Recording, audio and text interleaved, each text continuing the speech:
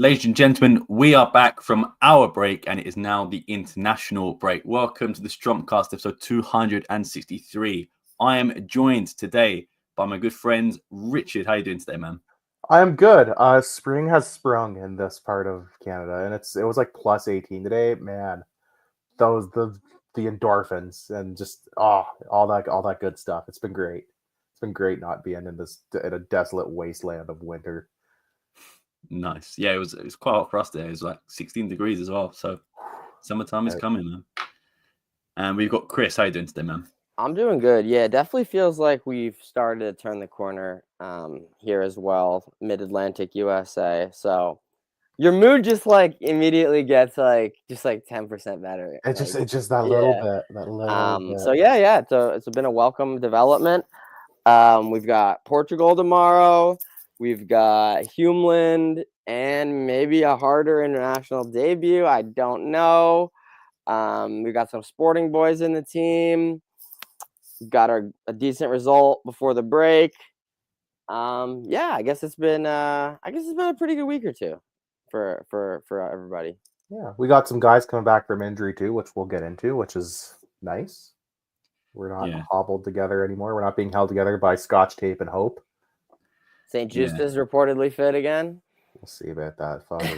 Foster relax on that one. Hang on. I'll believe it when I see it. But yeah, for me, it's when the clocks go forward for us. So it's the 30th of March. That's always when I'm like, okay, like spring and summertime is here. That's when the days get longer. So we still have another whole week of this like 4 hour. Of this weird 4 hour time change instead of we did ours like a week ago. Yeah, it's gonna be like 3 weeks of it. Yeah, it's so weird. First of all, it's so weird that they do it at different times, but also it's so useless to begin with. Like, just not. I mean, I guess it's kind of a novelty for the games to start at like 4:30 instead of 3:30, for example. Yeah, like it's not like the worst thing in the world, but it's just more so I'm not used to it. It's clutch if you were it'd be clutch if we were playing in Champions League. 4 o'clock kickoff rather than 4 o'clock kickoff on like a Wednesday, Thursday. I'd be able to catch games. Definitely better. But like 4 o'clock I'm off Saturdays and Sundays. But like 4 o'clock on a Saturday, if you got plans, is a little bit annoying. Yeah, it's making it later for no reason.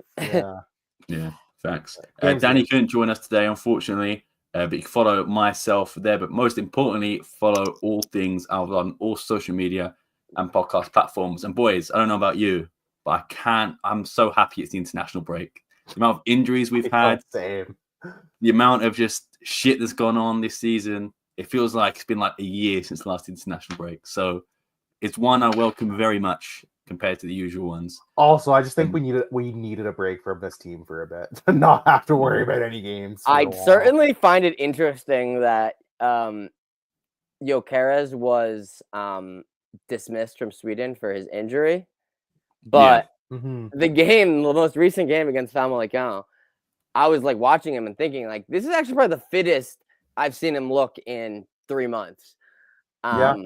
So I don't know what to make of that. Hopefully it's just precaution. Because I don't think the Sweden games matter, right? They're exhibition games, so I think it was just probably a precaution thing. So that's fair. That's fair. Hopefully it's just a precaution and not like something we don't know about yet. Yeah. Or I'm assuming like he was called up, but then maybe he asked like. Yeah, there's no point. Those games are for them. For the Portugal and the Denmark games are in theory like more important-ish. Those ones on paper do matter. Yeah. Yeah. There is a shiny trophy. There is a shiny object at the end of that. Yeah. Just before we get on to the games, I'll just quickly give a look to the Portugal squad because for the first time it feels like forever, 3 sporting players get called: Rui Silva, Giovanni Quenda. And 4, sorry, Gonzalo Inácio, Giovanni Quenda, and Trincao. There was a while where we were on the 0 grind. We were for a solid point in time. Solid couple years. Yeah. And it was only Inácio really got in because they didn't really trust Trincao or Quenda or Pedro Gonçalves, or there was even a shout for Nuno Santos, a more rogue shout for Paulinho, but is what it is. But I don't guarantee for Paulinho. I would sneak in as the 26th man sometimes. Sit in the stands. To watch. And I remember once we got a random Luis Neto call up because someone got COVID or someone got injured. Yeah, and the game was at Alvalade, so he was like already there. He was there. Like, he'll be here. It's fine. He's a warm. Yeah, that was awesome. That was Yeah. crazy. I forgot about that. I forgot about the obscure, random, very much out of the blue. You probably had like a decade between caps. Yeah. I wouldn't go that. Nah, probably like 6 years though. 5 years, maybe. Yeah. No, I think it would have been longer because he wasn't called to 2016, was he? He wasn't a No, part. but No. he made a couple random call-ups in like 2018 times, 2019 times. He might have been 2014, maybe, because we might have had him. He was on the Pepe. 2014 team, I think. Yeah. Yeah. But That team was ass. That team stunk.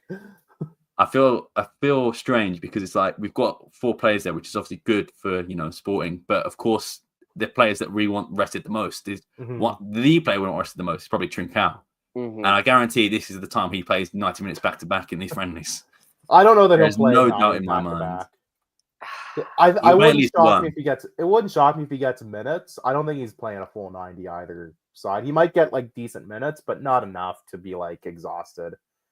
It'll probably be like cameos.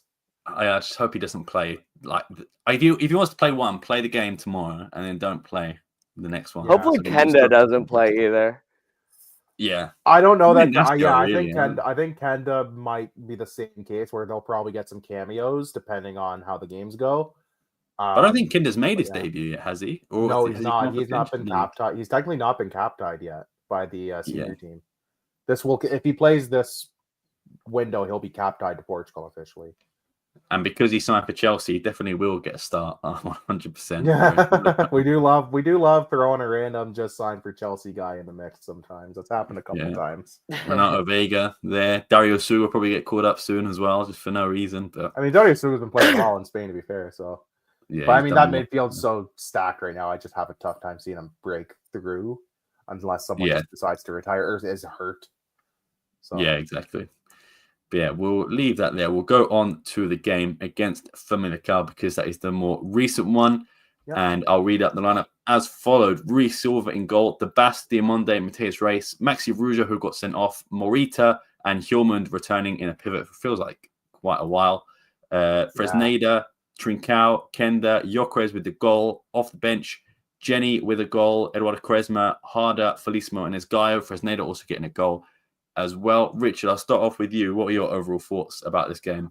It felt kind of typical of what we've seen from this team the last month or two, which is that they started off like really well, like very early goal, and they kind of pushed, and then it's Diamande again. Like he's just, I don't know what's going on inside that head of his, but it's a needless challenge, and you pointed out too, I think on X or Twitter or whatever, if the ball misses the guy's head, it's going to hit Diamande. He's going to get called for a penalty. So he's screwed either way. He's put himself in a dumb position. He's going to get called for a handball then. So yeah, it was just, again, mind-numbing mistake from Diamande. I don't know what's going on with him lately. The last like month or two, he's just been poor decision-making. So it lets him back in. We do get a goal in the second half. We go 2-1, and really, I felt in the second half, like up until the red card, which I'll get into in a second, I felt we had this one in the bag because Famalicao did nothing. Like they were very much getting pinned down in their end. Like Sporting kept pressing and just was like dare you to come at us. And Famalicao kind of was just uncharacteristically kind of sat back and didn't even go for counterattacks a lot of the time. Like they just didn't keep any possession. And then the red card for Maxi Rujo comes in, and it is such a reckless challenge. As soon as I saw the replay, I'm like, oh yeah, that's a red. Absolutely reckless challenge, so dangerous, and you hate to see that. Well deserving to be sent off, and it's basically almost a get out of jail free card because then Famalicao is like, well, we're up a man, we can press now, and that's kind of how it went from the red card onwards. Is Famalicao was able to pin us back for a while and make things very unnecessarily uncomfortable for a good chunk of that second half. And then obviously we come down and score to make it 3-1 and kind of seal the deal sort of right at the end. But it was just kind of like this team almost they can't get out of their own way sometimes. Like they played, I thought a lot of guys had a great game. Like I thought Fresneda had a good game. The front three all had great games. I thought Dabas was excellent again. Even the midfield duo, Hjulmand Morita, like their first game back, like you said, Sam, in what feels like forever. I thought they had a nice showing. I thought Matthias Reich was okay. I thought Maxi, up until that red card, was probably one of my only real criticisms, because he had like 2 or 3 chances, and I don't know how he's not got at least a goal on this game. It was crazy to me that he had the one that was basically like an open net. Then he has the one where it's like a free shot at goal, basically, and he somehow runs ahead of the ball that's coming into him from the cross. Like, how do you overrun that ball? Like, come on, man. I thought Jenny, when he came on, was good. Same for Eduardo Quaresma. There's not much to say about the other 3. Like, they don't even have a rating here on Goal Point, and that kind of just feels accurate. Like, they just didn't have enough time to make any impact or do anything. They were just kind of there. So it is what it is. Overall, like, a decent game. Just, again, the same frustrating stuff that we've seen the last little while. Just poor decision-making, specifically from Diomande, and I'll even say Maxi was not one of his best games even before the red card, was getting very frustrating. He could have had 2.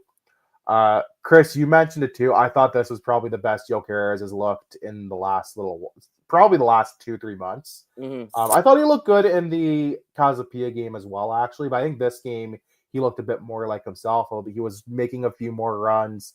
He was kind of getting back into his bullying defenders a little bit and taking on challenges, taking on guys, creating chances. He has the goal and the assist in this game, obviously, for the Goal Point man of the match. And I'll just say he was my man of the match too for this one.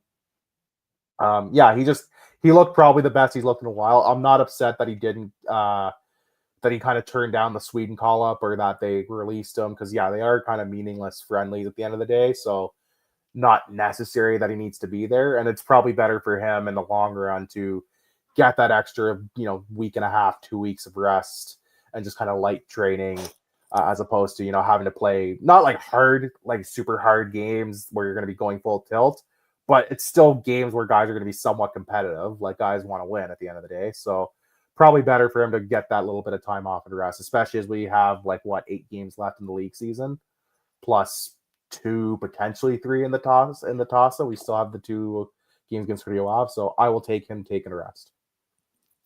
Yeah, definitely. Chris, what are your overall thoughts on this game? It was frustrating. I found. I don't even know what to make of the penalty, because it is so stupid from Diomande, but it's just I feel like the incident has almost no effect on the play. I feel like he heads Diamande's elbow more than Diomande elbows him in the head. Okay. But it's just why is your arm up that high, right? You're asking for it. Why is it there? You're asking for it to hit the ball. You're asking for the dude to head it into your arm.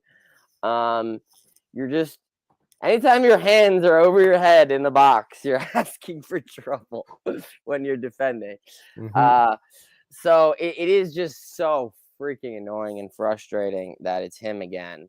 And he doesn't do himself any favors. But at the same time, I'm just I don't even know if I'm fully convinced that it is a pen. And I'm convinced that if he doesn't call it on the field, I don't think VAR is going to alert him to a clear and obvious error there. I mean, maybe they are. They might say, hey, maybe look at this quick. Yeah, I truly don't know. But I guess he just got the eagle eye like that he called it in real time. Because at first, I didn't even realize what he was calling. I was confused for a second. 10? For what? What happened? Nothing happened. And then you see the contact, and it's I guess he elbows him after he heads it, but fuck, it was just so unlucky. Gives them a goal right before half, which they honestly didn't really deserve. They I thought that we obviously did enough to have the lead. We missed a couple big chances. Maxi missed probably 2 or 3 throughout the entire game. Fresneda missed a big one. I forgot about the Fresneda one. Yeah, he has the whole goal, and he tries to pick the small side where the I goalie forgot about the French net and one he until puts it this. wide of the net completely. Yeah. To be fair, it was his weaker foot, I think, but still, it was fucked up. That was probably like a 0.6 xG chance right there alone.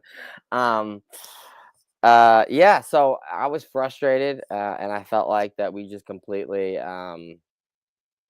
basically handed them an undeserving result and heading into halftime. And I thought that, like, once the second half started, we did enough in like that first, because like when did the goal came relatively early in the half, I want to say the second one.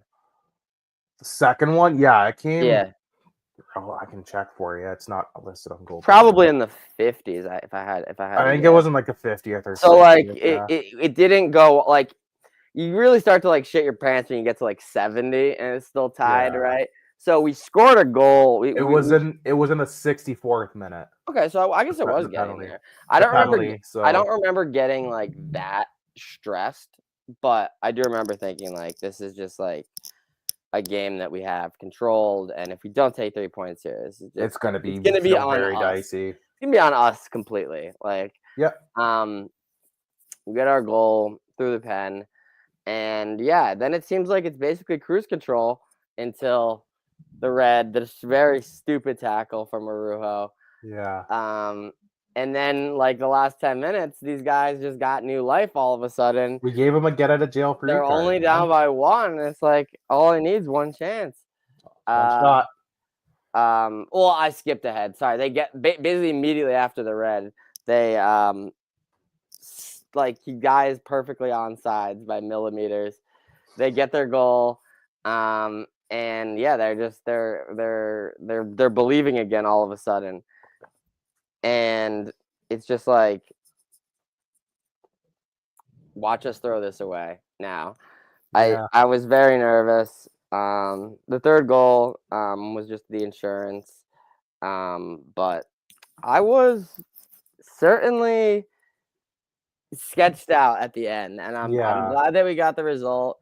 But it was definitely sketchier than it needed to be, and not getting this result going into the break, having like the game and like the half game advantage on Benfica, like it just would have been so bad, I feel like. So thank God that it didn't go a different way, but it definitely was almost fucked up.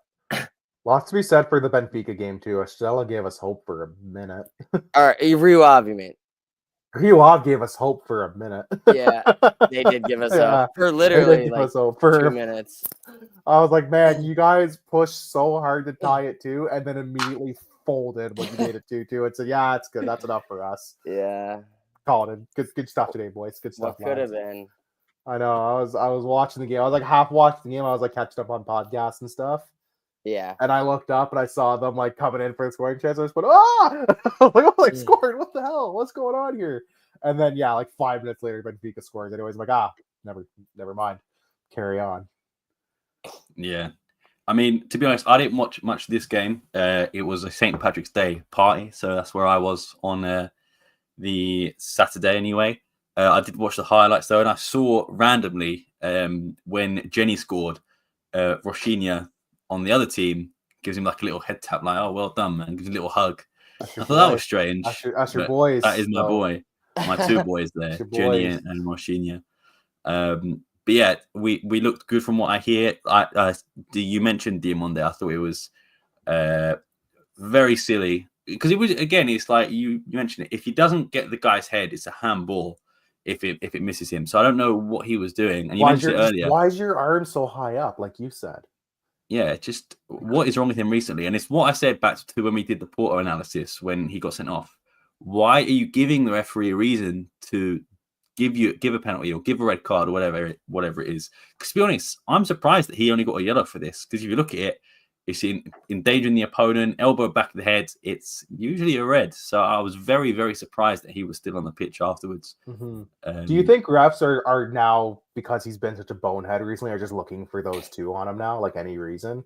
Because that's what it kind of feels like. Is he's made enough legitimate boneheaded decisions that they're just not going to give him that benefit of the doubt now.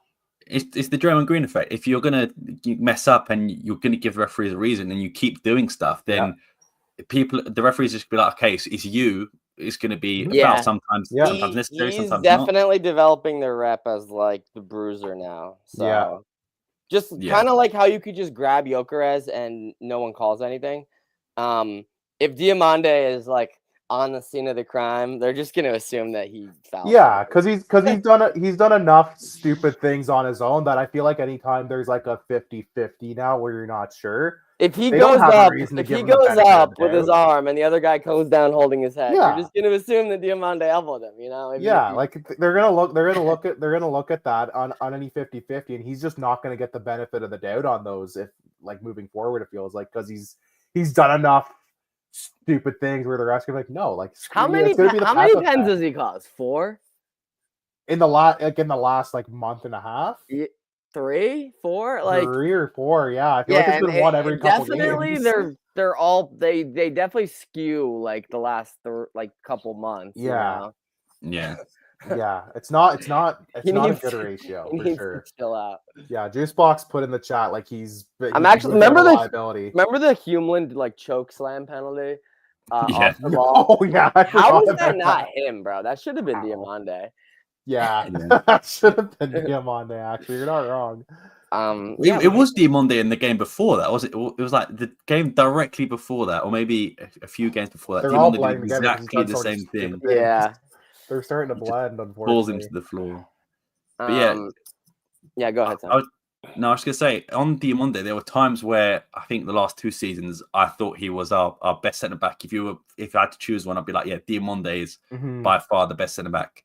Now I look at Inacio since coming back in this season, I feel like has been phenomenal. Our best defender, but also our most level-headed. And I know sometimes people are sleeping on Inacio. I'm not gonna lie. Yeah, and I know he's not the best in big games, but if you look at Diamande recently in big games, you've got the Porto headbutt, which was stupid, but that offside goal as well against Arsenal, he was awful. We got a yellow card in the first 2 minutes, 3 minutes, and from there on it was poor. And I know that's the João Pereira game, but still, I don't know, man. I feel like this season he's really regressed in terms of being not just a leader, but being just a level-headed guy. And people say maybe it's because of Ramadan he's not getting the water and like the nutrients. But this has been something that we've kind of noticed, not just recently. Like it started before Ramadan. This has been kind of an off and on thing throughout the season where we've noticed and fans have noticed it.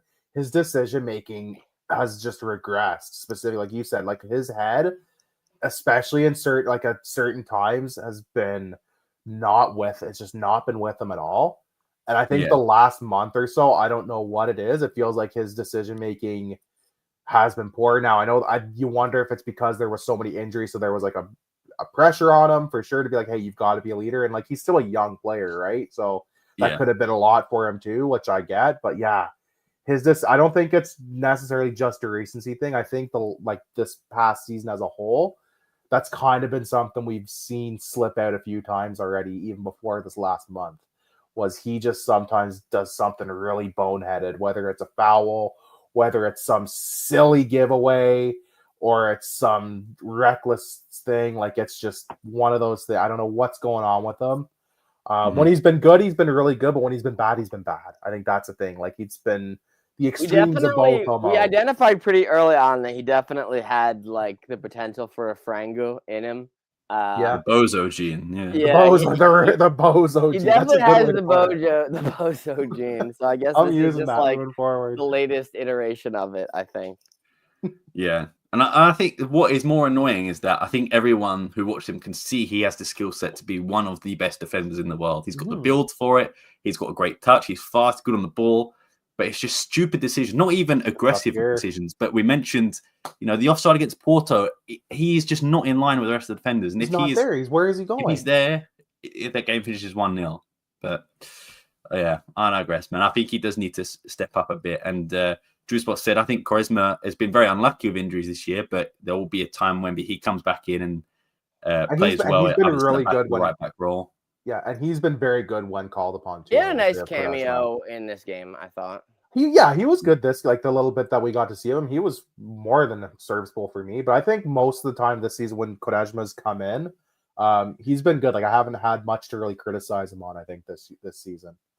Yeah, but yeah, I think he needs to step up. But what is good about this, I think we're slowly starting to get our main team back. You mentioned, a few players coming back.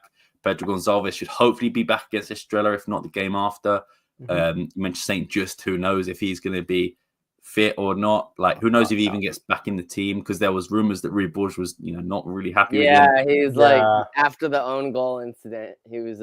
It was his final kind of soured him on him. Yeah. Yeah, and the only one that leaves, I guess, is Daniel Bragança and Nuno Santos, but they arguably don't want to come back this season, especially not Bragança. I actually saw I think like maybe it was Transfer Market, but I think Diomande like is our second highest like asset, projected behind Gyökeres, right? Yeah, really. I was kind of like, damn. I guess because he is like Juice Puck said, he is so young. His market value was like 60 or maybe even 70. That's because he's still like, holy young. Shit. Yeah, so young, and teams will overpay for young guys with crazy potential. But like that before, Ignacio always used to be like towards the top of those lists. He wasn't even in the top 5. Yeah, I was like, Ignacio was getting slept on, bro, which is fine by me. I'm not upset. The two Bordeaux's are like, we don't want him anymore. No, that's fine. If you want to sleep on our best players, I'm not going to be upset about that. Yeah. Let's move on. What did you guys think of the one last thing? What did you guys think of the penalty on Araujo? Is a Stonewall? Yeah, for me, it was a pen to me. Yeah, I think that it was it was Taremi-esque. Yeah. Where you like kind of just like drag your feet into the other guy's feet. And then he's looking for it 100%. Yeah, he knows he's looking for it, and he knew what he was doing, and he did it enough because Gustavo Sa does kind of like, I think it's Gustavo Sa. Kind of does. He kind of tries. Does like, I'm just standing here. See, I didn't even move my feet. I didn't reach or anything, but there's just like too much contact, and he called it on the field. So like they're not going to overturn it if there's contact too. So there was enough contact there where you're like, he does know what. So he's looking for it, and I'm glad that it worked out. But he found what he was looking for. I could have seen it not work out. As they say on the streets, tough as it is natives. He was doing some of this, Yeah, let's move on to the Casa Pia game because I think this one was probably more eventful, even though the scoreline was the same against Casa Pia. We only win 3-1 now, by the way. I feel like. Or draw. or draw 2-2. That's it. Nothing else. Just that too. Yeah, let me read the lineup as follows. Rui Silva in goal. Ricardo Esgaio, Diomande, Ignacio, Mateus Reis, De Bast, Heumann, Fresneda, Trincao, Gyökeres, and Quenda. Off the bench, Jenny Katama, Morita, Maxi Rujo, Felicimo, and Harder. I'll start off very quickly. Ricardo Esgaio, man. I never want to see him starting again. What an awful game from him. It was a good run of like 3 games where he was okay. Where he was serviceable and not the worst thing. Yeah, this one was not his best work. We are still undefeated when he starts games. I'm just putting that out there. But he tried his very best to ruin that streak in this game. Not only the own goal, which was one just awful defending and just so bad to score an own goal, but he nearly did it again. He was so close to doing it again on the other side. Yeah. And I was just like, man, it was... He had like 4 turnovers like near our goal. Yeah. Yeah. And like we say that about Diomande, how bonehead decisions he can do, but it's nothing as bad as Esgaio. You think Esgaio wakes up and it's like, it's Ricardo's Esgaio time every day because like he was awful this game. I just don't understand it because you should know your spatial awareness that there is someone behind you, and at a point where it's just like he just stands still, and Rui Silva's not near it, so it's like clear it or do something, and he just stands there, and it's just like, what are you like? What is the thought process there? But man, I don't know. Is there no one in the B team that could take his spot? Is there no one really that's ready to be I'd a have taken in the I'd have team. taken João Pereira out of retirement over Esgaio this game, the way he played. That says something. I'm just like, I don't think it's good enough. And he seems like a nice enough guy, don't get me wrong, and everything like that. And I mean, I think he does love the club, but it gets to a point where it's like, you know what, cameos off the bench when, you know, we're 2-0 up and we need to rest some players. Yeah, feel free to come on, but he should not be starting against Sporting in 2025. And I think last year as well. And I just don't understand. I guess because of like injury problems and suspensions and stuff.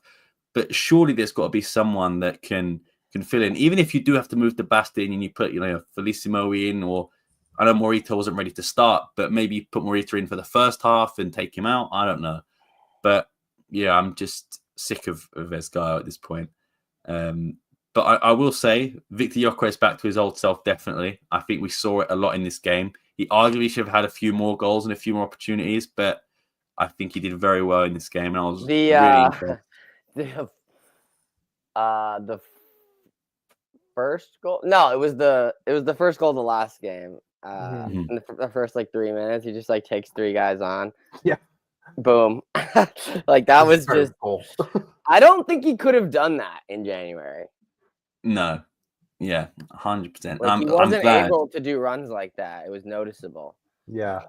And I'm glad he's got a few days off. Rui Borges, I think, gave him 5 extra days off, which is nice just to recover. So that should be good just to get, you know, the last 2 months of the season, hopefully still be in form.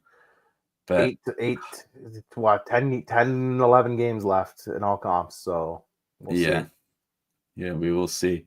But in terms of other standouts, I thought Fresneda was very good in this game, and he has had some very solid performances over the last few games as well. Couple goals, he has 0 career goals, and now he has 2. Offensive juggernaut. Ivan Fresneda all of a sudden, and he almost had a header in the last game, and he had the other big chance. Bro, he could have had a hat trick. He could have had like a 3-4 goals. What is going on? If he was the most efficient finisher, he could have had a hat trick, but definitely could have had 2 for sure. Yeah. And I think it should be stated as well in last game as well. Having Rui Silva, having a goalkeeper with experience, I felt so much more comfortable. So good. Having a proper goalie in that it does wonders for my stress levels. I just feel so much more comfortable with him and go. And don't get me wrong, he's not perfect. He made a few mistakes, of course, the St. Just pass back and stuff like that.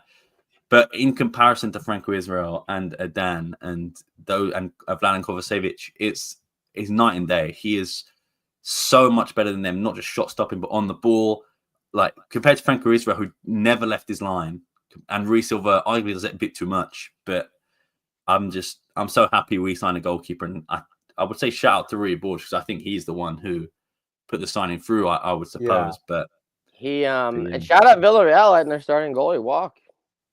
Yeah, I mean, bro, like, he just comes up with some nice saves. He always does what's like asked of him, and then every now and again he saves us as well. So yeah, I mean, I've been very, very happy with Rui Silva.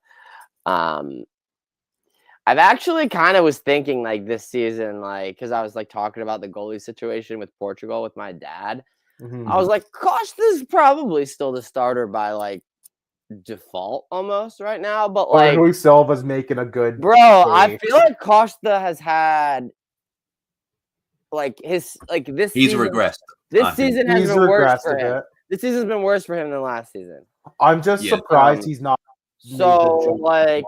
And honestly, like, you don't really hear rumors that he's linked to Arsenal for 80 million anymore, shit like that, you know. I'm surprised he's not moved on. So I don't know how permanent he is as Portugal's goalie, and in a year on the same trajectory, it wouldn't be crazy if our man Rui is in net, you know. I do think he needs a change of scenery, definitely. I think Diogo Costa needs to go somewhere.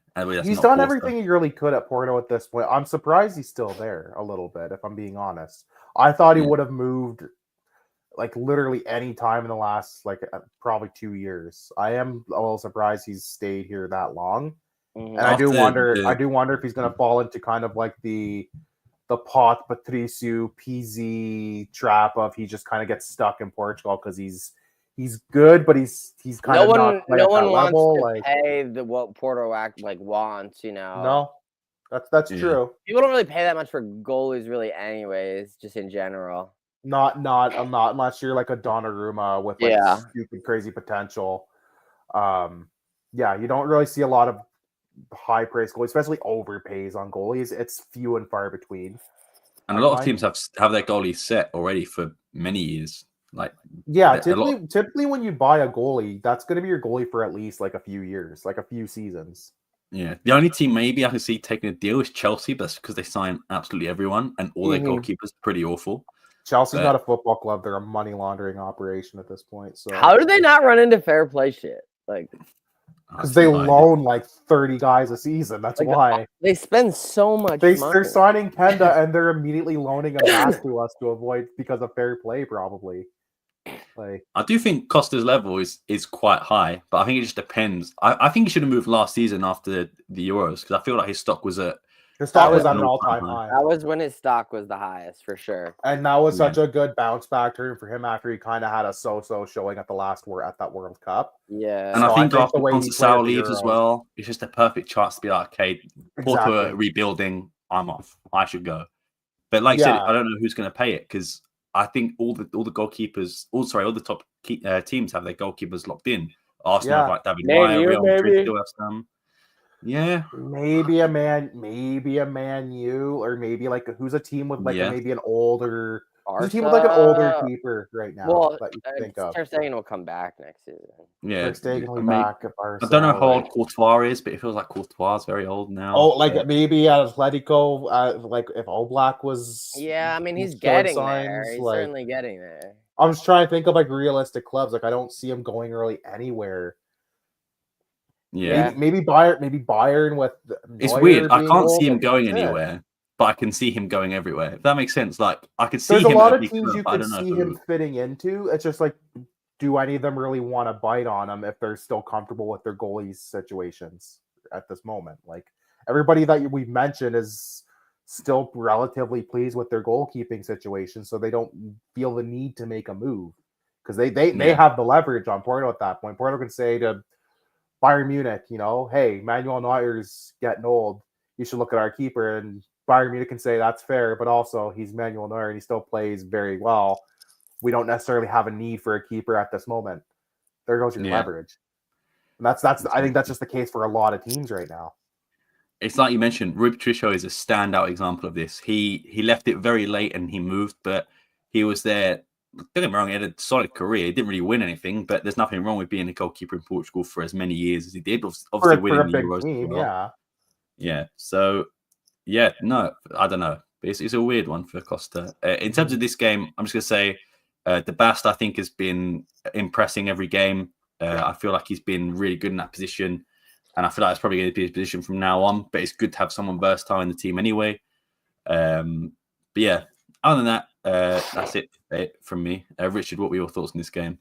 Yeah, this felt like, I think Chris alluded to it earlier. This felt like kind of a bit more of a comfortable game compared to the Famalicao one for sure. I felt like we controlled it a lot more. I do feel like we unnecessarily, again, kind of let them back in the game with their goal, but we kind of controlled, I felt like, most of this game. I didn't really feel like it was in doubt nearly as much as the Famalicao game and even some of the games prior to this. I was happy, like Jokeres, 2 goals. He probably could have had a couple. I thought Fresneda had a great game.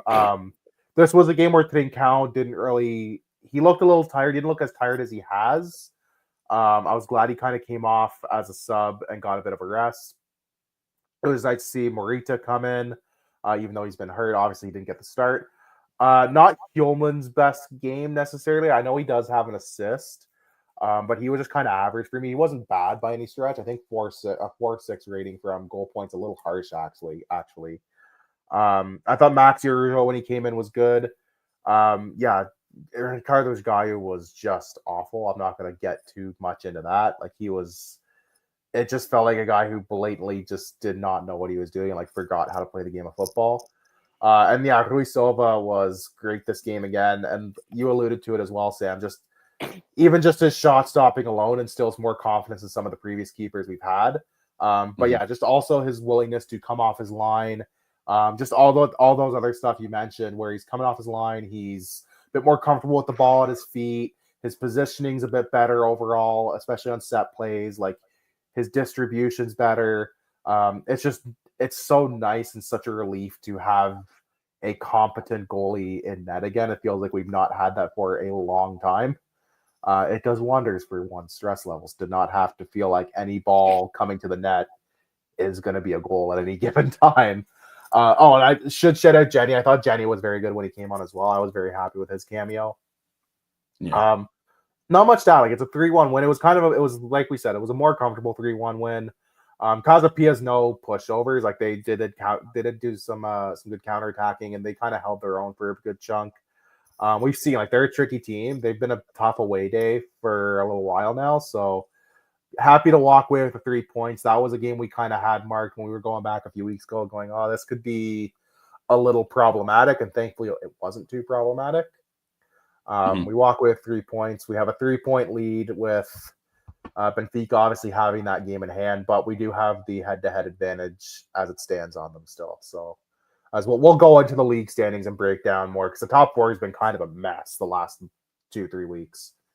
Yeah, facts. Just before I move on to Chris, Inacio, again, shout out. That was his second game in a row he scored, and I think he's just been fantastic since coming back from injury. Yeah. Him and DeBast, I thought both played great this game. DeBast again in midfield's been phenomenal. I'm so happy to be seeing him thrive in that position. And yeah, great like month for Inacio the last little bit. Like he's been playing awesome. Good to see him get on the score sheet too. I'm always happy to see a center back get a random goal. It's always fun. Yeah. Also, shout out Jose Font and Joel Goulet as well, just because they're still Academy boys.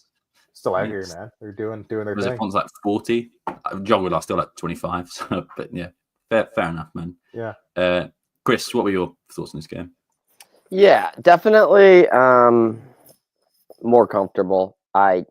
Even though they did tie it up on like. I don't even understand. Like, I didn't even think it was an own goal, to be honest. I thought it like ricocheted off the dude's like knee, or no, it hit his back. I thought it hit his back and went in, because like he just kind of like throws himself at the ball, and I guess maybe it hits Esgaio after it hits him and then goes in. But I mean, it's just it is terrible defending, but at the same time, it is just absolute fucking miracle finish that it even ended up in the net. So again, they just like tie the game up, even though they really haven't like generated that much, that much risk. All of a sudden the game's tied again. But I felt like we had it the whole way. We got the goal back before half. Oh no, actually I'm getting the order wrong. We were up 2-0 before the goal, and then the goal made it 2-1. Right before half to just kind of make it a little bit more interesting. So we were basically in cruise control for most of the half. And then they just kind of get that insane ricochet goal to make it a game again, I suppose. But this is in theory, like, this is a Casa Pia team that's like battling for Europe, I suppose. So they're not bad, but I mean, at the same time, I wasn't like particularly that impressed with them in this game. In the second half, like they definitely like had more possession, had a couple chances, but like it was 2-1, and I just like didn't really feel like the game was at risk. The third goal is relatively late again, and just kind of like the final blow, I guess you could say. But I mean, it was probably the most comfortable of the games that we've had in the last like 6 weeks or so. So I mean, we still made it a little bit more complicated than it needed to be. But I feel like this is how a lot of the games are going to go down the stretch. They're all going to be slightly complicated, and we're just going to have to figure out a way to keep churning out the results. Yeah, facts. We'll move on, but before we move on to prediction stuff, there is some sort of, I guess, breaking news. Sporting have announced the sales of Quenda and Essugo Oh, to Chelsea. they've announced. Oh, yeah, this is breaking news live on All Things Alvalade. I will try and zoom in, but I don't think it's going to work very well. 52 million for Giovanni Quenda and the rest for Dario Essugo. So 22 million for Dario Essugo and 52 million for Quenda. Richard, so 74 million total. Is there any bonuses tied in that, or is it just the flat fee and that's it? I believe nothing for Essugo. I think there might be some for Kenda's definitely got objectives. I think. Kenda's got to have objectives, I would think. Even if it's only like 5 or 10 million, I would think he has objectives. Yeah. But Quenda will stay with us for another season. That I knew. Essugo, not. But Richard, 52 million for Quenda, and obviously separately for Dario Essugo for 22 million. What are your overall thoughts? If you have to grade them out of 10, what would you give them? I think Essugo, I give him probably like an 8 out of 10. That's actually a pretty good deal for Dario Essugo, I think. For a guy who's not really on our roster, I mean, he's a young guy, obviously, with potential, and he just kind of was unlucky that we had such a deep midfield this season prior to all the injuries. So I'll give him like an 8 out of 10. I feel like maybe you could have got maybe another couple million more, or maybe got something in objectives. But I'm not mad at that. Quenda, I'm still not totally upset with the Quenda deal. I feel like this one I'll give it a 7. I feel like this one you could have probably squeezed Chelsea a bit. I do think that us keeping him on loan for that season with Chelsea paying most of his wages is probably what drives that sale, like that price down a bit, which I can kind of understand. Yeah, I'll give the Quenda deal a 7. I'll give the Essugo one an 8. I feel like you could have squeezed a few more million, especially out of Quenda. But I understand with us keeping Quenda for an extra season on loan at like basically no cost. So you got to factor that in a bit too. So not bad piece of business by any stretch. Like, we've done way worse business. This is okay. Fair enough. Chris, what about you? What would you grade the 2 deals out of 10? The Essugo deal is complicated, right? Because he's never really, like, this is his breakout season. And when he was first getting his like minutes, getting tested in the team by Amorim, and even like playing some games when we were kind of thin in the midfield, he was just like so young, and you saw that he had the body, he had the potential, but like we never really got to see it with our own eyes. And now this season, playing full time as a starter in La Liga, he's like kind of like hit a new level, right? And I think he'll only keep getting better, you would assume and hope. Yeah. So 22 million from a academy player that really never even played that much for Sporting, it's tough to say that that's a bad deal, but it does make me feel like if he came back to Sporting next season and was a starter and kept playing and kept growing, could have been that fee could have maybe been double.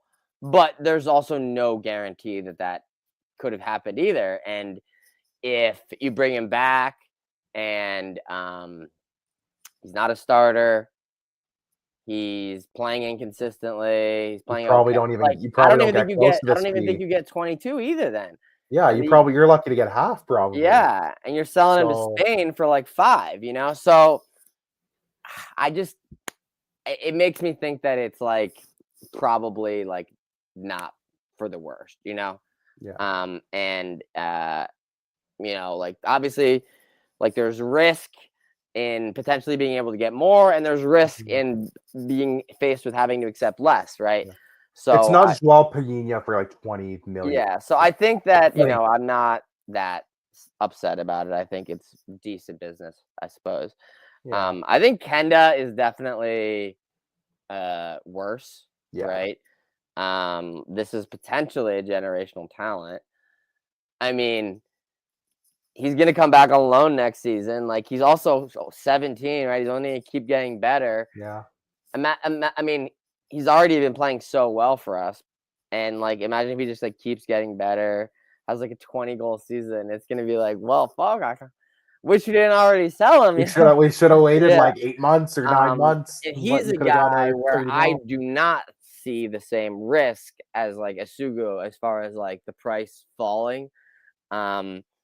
Because I think that he's like a safer bet. He's 4 years younger. Mhm. He probably has a higher ceiling, although I don't know for sure. You never know what's going to happen with young players, but I like to think that he probably has a higher ceiling. And yeah, I've never seen the objectives either. Like I've never seen like, is it up to 30 million in add-ons? Is it up to 20? Is it 10? Is it 20? What Like is it?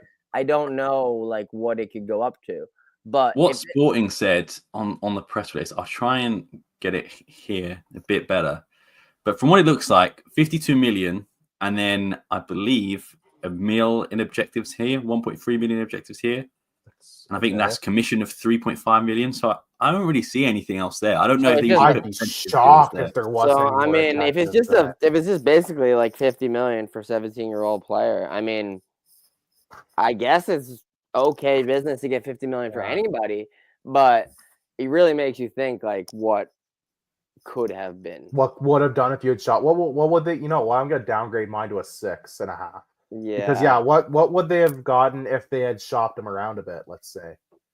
Would you have driven? You probably drive that at asking price. And maybe the only reason they're paying 20 for Essugo is because it's like a package deal, and it's like it might be. Here's the thing: I did read that we had offers for Essugo for 18 from Villarreal, from Real Sociedad and West Ham United. But we took the 22, obviously, because it's more. So there was interest in Essugo, and we probably could have sold him for like the 18 to 20 range. Yeah, it feels like Quenda, we kind of sold ourselves a little short and jumped the gun. In the last Calatorio and Contes for Sporting that they released, like there was more investment this season with less sales. Yes. So they do kind of need to make up for the sales this summer. But, you figure Gyökeres is going to be sold, which is probably going to put at least like 70, 80 in your pocket, right?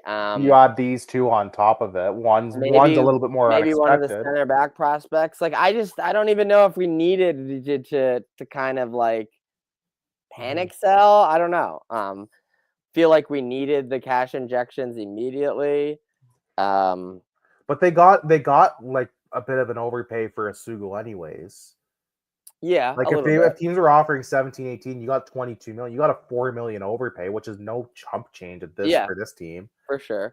And and you got them to take both at the same time. Like I don't know if they got like a package deal discount, I guess is what I'm saying, maybe. Like a buy one, get one, so much off. Buy one, get one 20% off. Yeah, maybe. So it is what it is, but it is at least we get him back for a season to help at a basically zero cost. To help us compete for our sporting objectives. He's gonna help, but it is sad to think that it's not even our record sale. I thought they could have got a bit more out of him at least, and Drew Spoxley, I'll put in the chat. If they wait to summer, they probably drive that up, and he probably has his pick of clubs. He probably could have easily sat there and said, "Well, no, I don't want to go here. I want to go here." What I thought was funny was like the Chelsea manager was like allegedly called him and like convinced him of the project. Who even is the Chelsea manager nowadays? Enzo Maresca, yeah. Okay, sure. And I was like thinking in my head, like, bro, when you go to Chelsea in a year and a half, he's not even going to be the fucking coach. He's probably not going to be there, dude. Like, there's no chance he's going to be the coach. No. They go through coaches, so he's going to have to goes through shoes. Like, he's probably not going to get canned this season, but the second it starts to go wrong next season, he'll just get canned. And I mean, there might even be two managers before he gets there, Like, I was like, I mean, at the same time, he's also a child, so there's that. Yeah. He's not even Exactly. legal. He couldn't even have a legal drink in Canada. Just letting you know. So yeah. Or in the UK when he moves. Or in the UK, yeah. What's the drinking age in the UK? I thought it was 8. I thought it was 17. 18. Okay, here it's 19/18, depending on the province. So he's Really? close. He wouldn't need to be there. Yeah. It's like it's 19 here in Ontario, but I if didn't I know go that over to Ontario had 19. it's 19 in Ontario. If I go over to Quebec, it's like 18. If I drive 3 hours, it's 18. It's like it varies by province. I'm sure that was probably a more appealing thing to do when you were 18. Oh yeah, sure. It's like Well, nowadays, let me just go to Ottawa real quick, and then I Yeah. can just hop over to Gatineau in Quebec, which is like literally like you could walk to Gatineau. That's how close it is from Ottawa, and just go get trashed in Quebec. Yeah, for me, I'll start off with Quenda because I think what Juicebox is 100% right. What they could have done is leak a story to the press. Chelsea have offered, I don't know, 51 million for Quenda, and then you get, Manchester United were interested, apparently big interest, but you also have, your other teams around the world. Then you could start a bidding war. Go up to 60, go up to 70, add different objectives, whatever is in there. Just like shop them around. Shop them around. You're going to get easily 5-10 million extra just on the flat fee alone. Forget the objectives. Yeah, do exactly. Your job. But this reminds me of when there were rumors that Chelsea were going to buy a bit of Sporting Style and make the Blue Co connection there. Yeah. Because giving them two players like that and getting one on loan, that's very satellite club-ish. Esque. I can see that. You think Blue Co's back on, maybe? I think so. Back on the menu, boys. It seems just too obvious to me right now that this has been done for that reason, because we don't need to sell right now because we're going to have a big summer with Gyökeres leaving, which is guaranteed to happen anyway. And you've still got Inacio Diamonde, De Bast, Hjulmand, Quaresma, lots of other names that are going to be linked away. So there's no really need to sell now. And there was a story that a Bola run is like, selling Quenda and Essugo means like in theory, they don't have to sell Gyökeres. Well, in theory, yeah, but let's be honest, he's going to go. He also like he wants to, he deserves to, etc. Yeah. I'm wondering too if it's like sell now because they already have like their replacements in mind. It makes me sketched out about their financial situation as well. Little. Like, did they like need the money like yesterday? Like what? Like what's going on? Yeah. I think that's something to keep an eye on too, because it just felt like this is a sale that could have waited and you could have got a bit more for it for sure. And like you said, Sam, Gyökeres is going to be gone. Like we already know that, and that's fine. Like he's like you said, Chris, he's earned it, he deserves it, and he wants to. You're going to get like 70 million out of that alone, anyways. Now, if they're planning some crazy summer of investment and they're trying to load up now, because they see some guys that we're not privy to. I mean, the reality situation is if you want to buy like a serious player these days, it's going to be double digits. It costs 10, 15, 20, Yeah, especially and I imagine they're probably going to spend on a Gyökeres as a replacement at least 15 to 20. Yeah, you got to turn around and reinvest some of it because we need a new number 9 then, And I can see them replace spending money on whatever midfield. 70 goals over the last 2 years. Yeah, and I can see them spending money on a midfielder for sure. Like it wouldn't shock me. They may go out and buy another winger too. Who knows? They may decide we have a chance to load up. There's players we see this summer, and we already know we're gonna make big money off of one sale. I think the Essugo one's pure bonus. It's oh great, very pleasant surprise. But yeah, the Quenda one I just feel like the timing is you're off by a couple months. You could have got more out of this in 2 months' time. And it just it blows my mind a bit. It's not the worst deal ever, but it's just you got to be a bit patient for something like that sometimes. I also a better deal would have come along. I didn't even know it was legal to do official sales. You can. It's just that it doesn't become officially official until the next transfer. Yeah. Okay. Yeah. That's what it is. You can agree. It's when a player signs a pre-contract with a club. Mm-hmm. When they have their 6-month moratorium or whatever, it's the same thing. It doesn't become official until the next transfer window opens up or whenever your official contract ends. So this will be similar. He won't go. It's Pedro Porro when he left to go on loan / to buy for Tottenham. Like we did the business in January, but he wasn't technically a Tottenham player until July. He was a loan St. player. Just when we signed him in, I think in March on a free or for 10 million, whatever it was. Yeah, we signed him. We signed him like mid to late in the season, right? So it's not unheard of. You just don't see it that much. I find most teams tend to do their business more towards the end of the season, anyways, when they know there's going to be changes in the off season, regardless.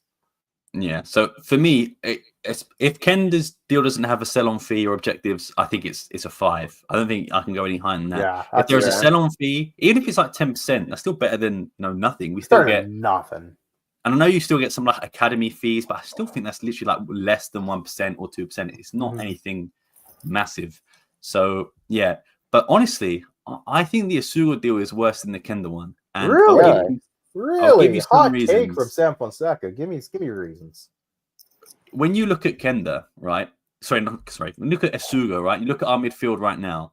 Morita is going. That's been pretty much confirmed. He's gone. Braganza is not returning till at least December. Who does that leave you with now? The best maybe in the midfield. If Hjulmand stays, maybe. Who else you've got? João Simões, not really ready for the big time right now, as much as I do like him.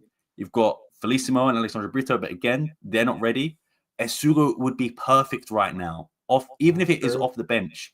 And he has done really well for Las Palmas. Even last year for Chaves, he was very good. I think it's perfect to have him right now for 22 million.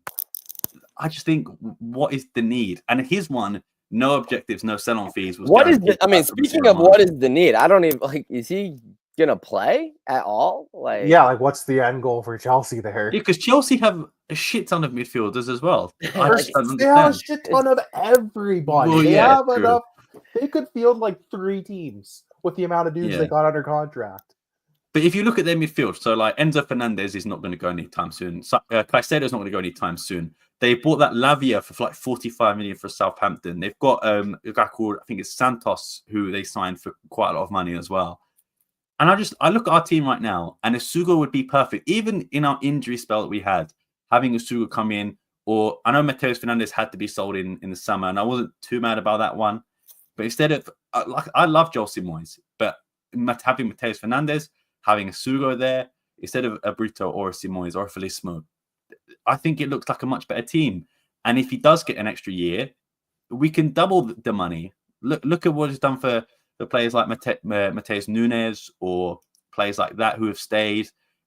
I just think that's a worse deal, especially because there's no sell-on fee, there's no objectives for Essugo. It's 22 million flat.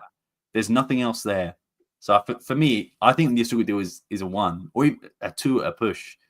But wow, strong words. Well, I think Morita is gone, or he's just injury prone. I think we might even struggle to get rid of him. Like I mentioned, Braganza is gone until December at earliest, maybe November at a push. But let's say December, January. So that's 6 months on just relying. They still could go in the market, don't get me wrong. But as of now, you're relying on the Bast and Hjulmand to stay fit, unless you go into the market. But why go into the market and spend 20 million or 10 million when you've got Essugo there? Yeah, it's just like, why would you spend? Because it's like it is 20 million, but you're probably gonna have to buy someone too. So it's not. You're gonna have to buy at least 1 or 2 half-decent guys for that, right? Like, yeah. Now again, like, what's their plan? Unless they just don't believe in Essugo, which maybe. And again, we don't know what the plan in the offseason is. Like, will they go like Christian's saying in the chat here? Like, there's rumors are after Gustavo Sa. They might be looking at other wingers. They might shift Pot back to midfield. Who knows, right? Like, Record did shut that story down very quickly this morning, saying that there is no interest. Yeah, interesting. Well, who knows? Obviously, it's newspaper talk. Newspaper. You're telling me people would lie in newspapers and on the internet? I don't believe you. How dare you? People will never lie. Just weird. I don't know if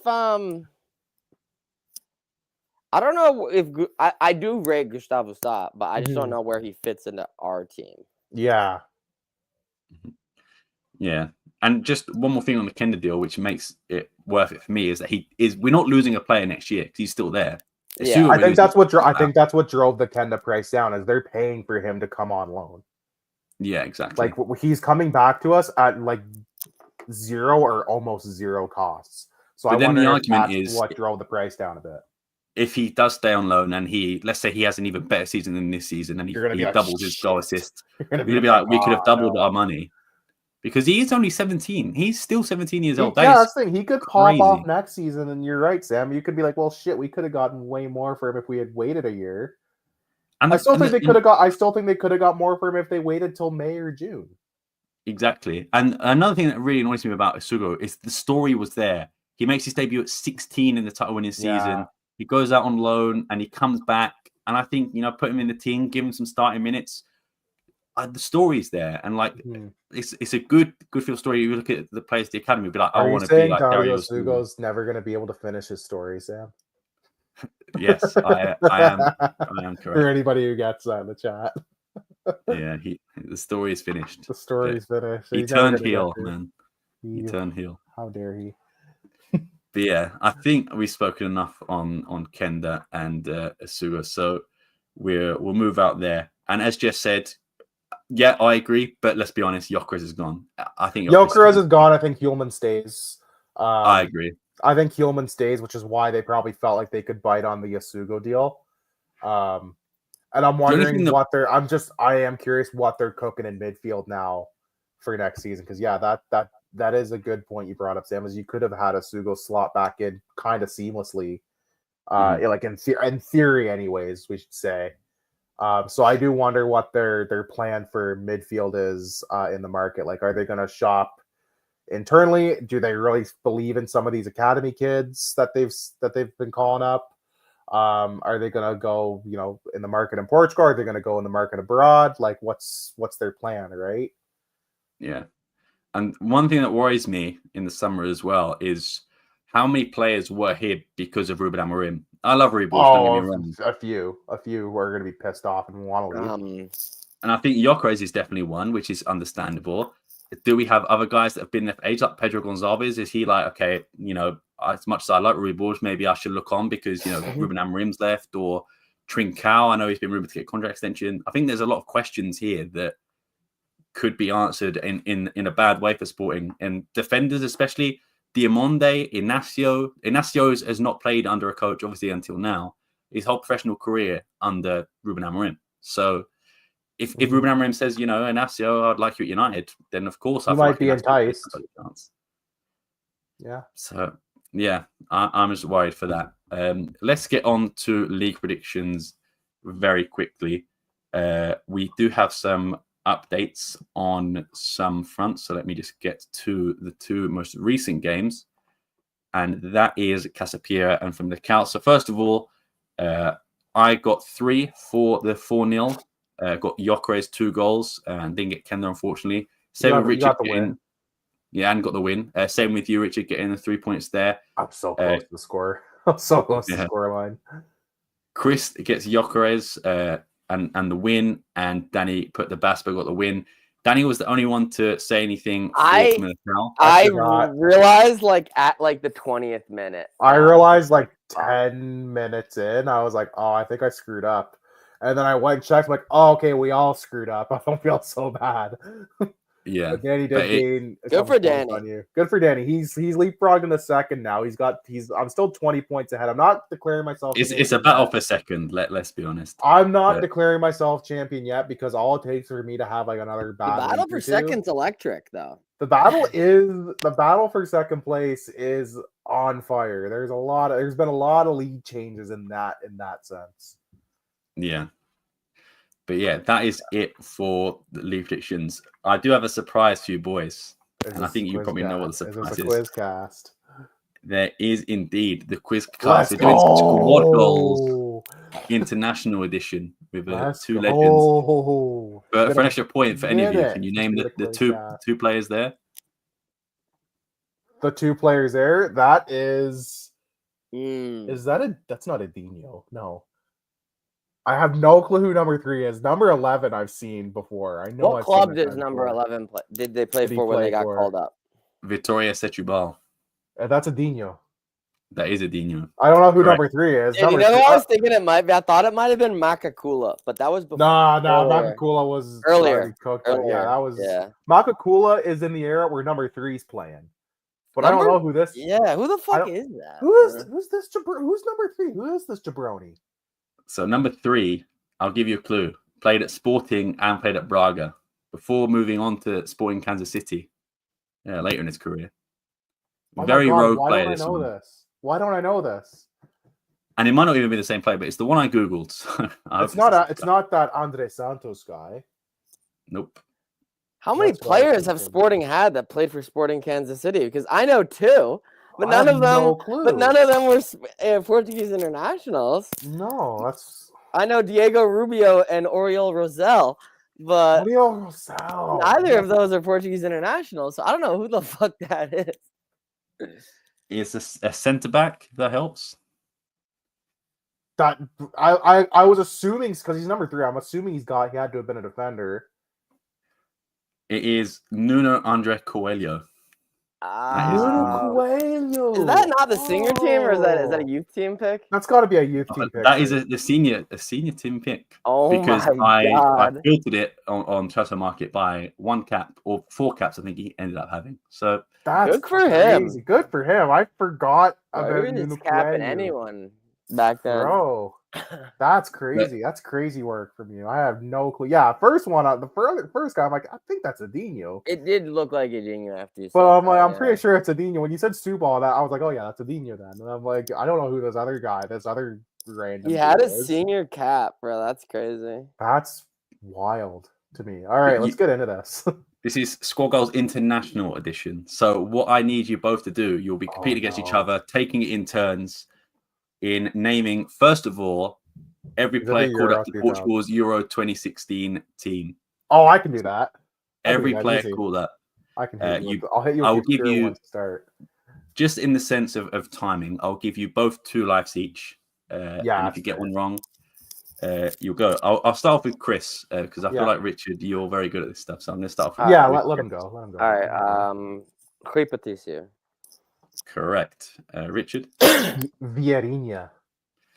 Wow, very rogue shout. That is correct. I'm gonna go with the rogue ones to start. Anthony Lopes. That is correct. Cedric Soares. That is correct. Adrian Silva. That is correct. Renato Sanchez. Correct. Jose Font. Correct. Pep. Correct. I don't understand how you've not picked, Quaresma. We'll get there. We'll get there. Ricardo We got, Ricardo Quaresma. yeah. yeah, done. Eliseo. That is correct. I completely forgot he was there until I researched it. Nani. Yeah. Correct. Ronaldo. About time. Correct. Yeah, well, yeah, we knew that one. Like, come on. Rafael Guerreiro. Ooh, good one. Correct. Yep. Eduardo was the 3rd string keeper, I believe. You are correct. Yeah. That is all the Nice. goalkeepers gone. Nice.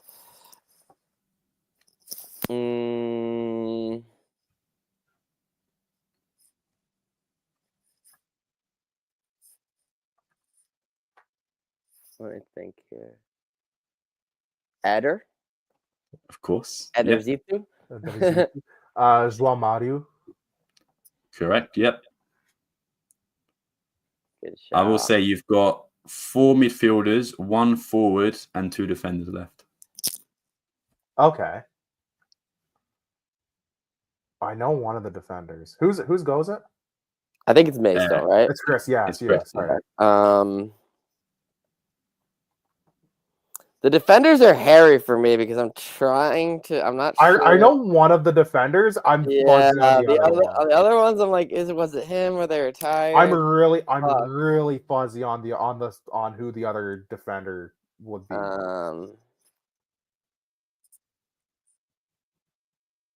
Like I have no clue. I know one. I have no clue who the second one would be. I'm trying to think.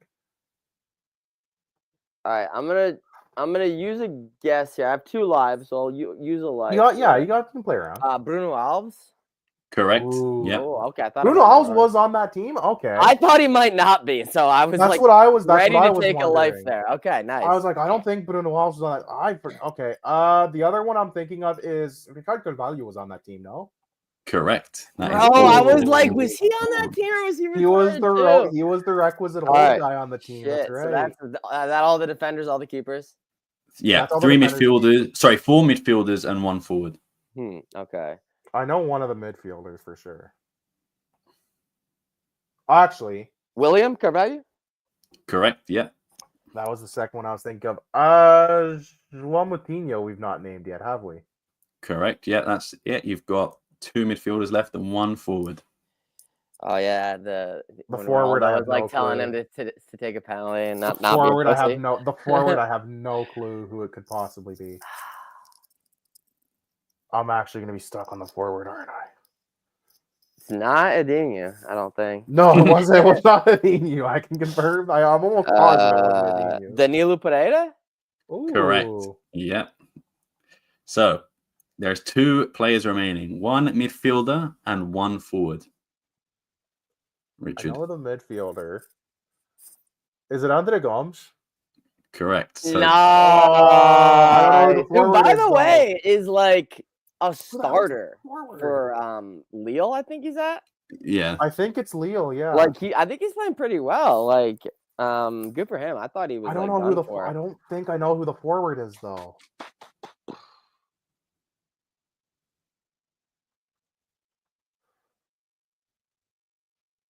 Like I'm actually stuck on that. Like you can get it wrong. I don't know that I'm gonna get it right, anyways. So for reference, the ones you've already named as forwards are Ronaldo, Nani, Quaresma, and Eder. So you got 1 more. It's got to be someone who was a winger. Because we had no strikers. Like we were so devoid of strikers, we were like, fuck it, He's getting called up. Yeah.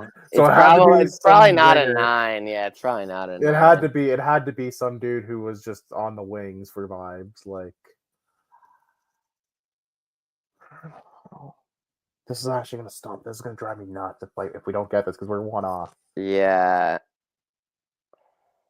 Oh, who the hell? Who the hell?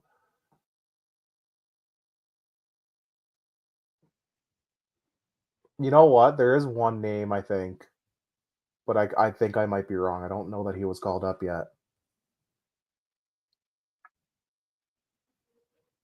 All right, give me like 10 more seconds. All right, we'll count you down. We'll count you down. I will say, fun fact, I believe Giovanni Quenda was 7 when this tournament took place. Bro, I was 19 when this tournament took place. I was like just out of high school. Like just to start in college. Like, bro, I feel so old. He got Vieira, which was a decent. I knew you would because I knew you wouldn't get him. So I'm like, I'm just gonna go rogue off the start. I'm gonna push you for an answer, Chris. Yeah, I'm gonna give you Danny? That is incorrect. A very good shout, though. I will give you that. Not a bad ship. I feel like this is just Yeah, after. just after. Yeah.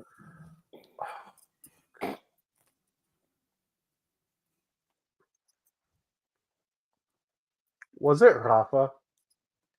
That is correct. It was a Oh, it is correct. Oh! I wasn't sure. I'm like, I feel like this might. Yeah, because he would always get called and never play, and then eventually he just rage quit the Seleção. Yeah, that's right. But this was prior to that. Yeah, I don't think he played a single minute. Yeah, I think he was one of the few guys outside of the backup keepers that did not play at all. I think everybody else got minutes at some point on that team. Yeah, correct. So that was round 1. Round 2. What's the next one going to be? It's going to be like Euro 2000. Euro 2004. That's what I was waiting for. It's Euro 2004 team. Okay. So, Chris, because you started last time, I'll give the start to Richard. Okay. I'll go easy, Luis Figo. Nice. I will say I have the order in number order, not position order. So this might be a bit difficult for me to find them. So just heads up. Really? Okay. Ricardo. Correct. Yep. Should be 1. Ronaldo. Correct. Yep. I'm trying to go in number order because I feel like I remember. Why do I feel like I remember this team better? Paul Ferreira. Paul Ferreira. Correct. Paulo Ferreira is Paulo there. Ferreira, Number yeah. two. Jorge Andrade. Number 4. Yep. Oh, okay. Fernando Couto. Ooh, Correct. Good shout. Costinha. Yeah. Correct. You're missing number 3, but you've got 1 to I'm 7. trying to I think I might know who number 3 is. Was it Nuno Valente? He would have been on that team. He was there, but he was number 14. Yeah, Okay. I thought he might have the double-digit number. Petit. Nice. Number I 8, think, correct. All right. Yeah, he was definitely on the 06 team, but yeah, I guess he was on the 04 team as well. Ricardo Carvalho? Yeah, I was gonna say it should be all Porto guys. We should be naming actually. Correct. Yep. Number 16. Deku was on that team. Nice. Correct. Number 20. Yeah. Rui Costa. Number 10. Yeah, how can we forget Rui Costa? Helder Postiga, because he scored that ridiculous penalty. I think he was a Tottenham player at the time. Tottenham, and they were slating him the whole time, and then he just embarrassed England on his they're like, this dude doesn't even play on the B team for Tottenham. He sucks. Yeah. Number 23.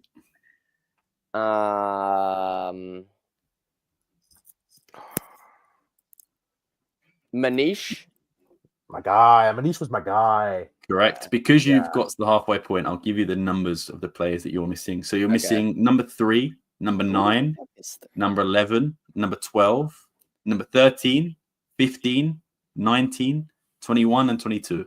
Okay, I've got one of those for sure. Whose goal is it again? I think it's yours, you. Richard. Nuno Gomes. No, he would have been in there. Yep. Yeah. Correct. Number 21. Scored against Spain in the group. Yeah. Pauletta. Number 9. Yeah. Simão Sabrosa. Nice. Number 11. All right. Number 3 is going to stick us, isn't it? Number 3, number 12, number 13, 15, 19, and 22.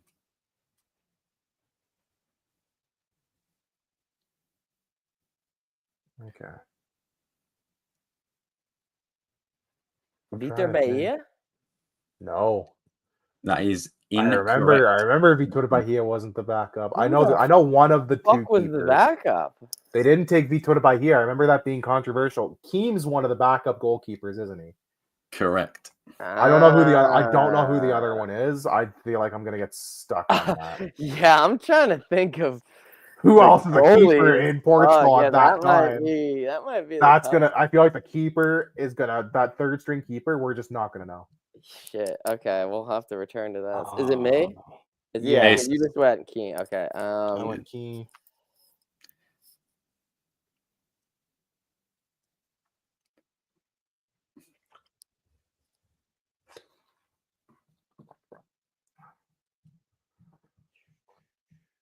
I know at least one or two of the outfield players still. I'm just not sure about number 3. You said Costinha, right? Yeah, I said Costinha early doors. I feel like we've named almost all the midfielders at this point. I feel like the players we're missing is probably like a forward. You missed one, I know. There's one player, I will be honest, I don't know. Is it the third string keeper? Might be. I was hoping you'd be like, yeah, sure, like just a slip. It might be. I don't even think that Keem was at Benfica yet. I think he was still at Braga. So I don't actually know. Or maybe he had just gone to Benfica. I feel like, that's tough. Yeah, I don't know what the timeline would be for that because I'm not up to date on my Benfica transfer history. Oh, I've got one. You've got Miguel, one? the outside. Oh, that was gonna be my next guess. Correct. My next guess. Is there? I know there's at least one or two other Sporting guys on this team. Who are we missing numbers wise? You are missing. Who's the 3? Who the fuck is 3? I think missing I might 3, 15, 19, and 22. I'll be honest. I will say number 22. I don't know. It's got to be the third string goalie. It's got to be the goal. Thiago would be on this team. Yes. Correct. Yes. That is the number 19. Is he 15 or 19? 19. Okay. 19. Okay, that leaves 15 and 3 as the rogue ones and the goalkeeper still. We should know of 3. I feel like. I feel like 3 is a sporting guy. I just don't know which one I want to say. Oh, Okay, I've got. so I will say number 22 is the backup goalkeeper. Mhm. Okay. I think that Clee George was on the team but didn't play. Correct. Number 3. Okay, That was one 3. of my Okay. guesses. Okay. I'm gonna risk it on this one just because I know Chris also has one life. Was Batu on this team?